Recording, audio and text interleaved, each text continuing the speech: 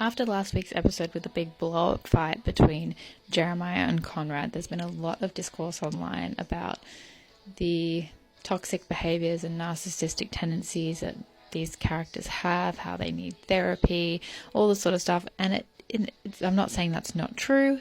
It might be. But I think it's just really important to remember the context of the situation that we're seeing these characters in. The whole group found out about Susanna's cancer diagnosis at the end of season 1. So the majority of the time that we've seen them, they have been in a state of grief.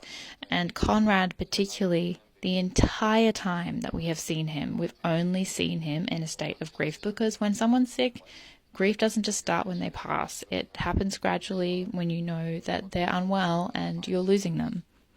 When you're in a prolonged state of grief, your body does weird things, your mind does weird things. It's a prolonged state of stress, and you're not at your best. You don't function in the best way. You don't think clearly. This is proven to be the case. So when we look at these characters and they're really not being their best selves, we ought not to be shocked. I think just looking at things in a very black and white way with these characters and looking at their behavior without the context of what's largely going on can lead us down the path of villainizing certain characters and really coming down hard on them. I think this whole season really speaks to the experience of grief.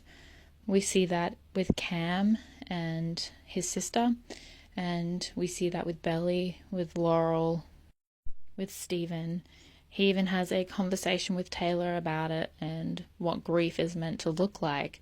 These characters are literally 5 or 6 weeks post Susanna's death. That is so soon. It's no wonder that they're all messy.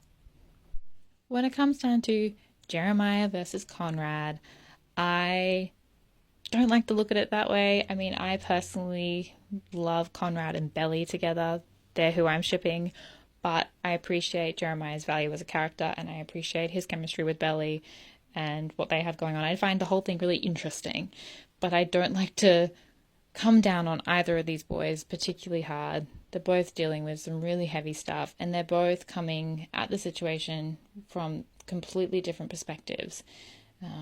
So, we just need to give these boys and these characters in general just some grace. They are grieving really intensely and just really not at their best. I think it will be interesting to see in season 3, when these guys have had a little bit of time to process Susanna's loss, how their behavior changes then and how their relationships change. And so bring on season 3. I am so excited.